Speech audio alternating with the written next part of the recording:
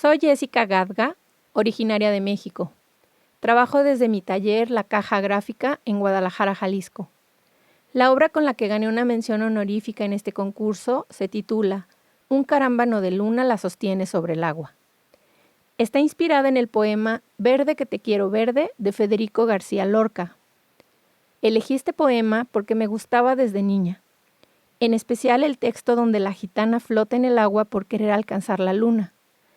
Era un verso que desde entonces me impactaba. Así que usé este. Sobre el rostro del aljibe se mecía la gitana, verde carne, pelo verde, con ojos de fría plata. Un carámbano de luna la sostiene sobre el agua. Para este grabado usé 2 placas, una de cobre para el agua fuerte y el agua tinta. También usé azúcar para lograr la textura del agua, y el color lo apliqué en una segunda placa de plástico estireno. Fueron varias entradas y pruebas de estado hasta llegar a la esencia que quería lograr. Verde que te quiero verde, verde viento, verdes ramas.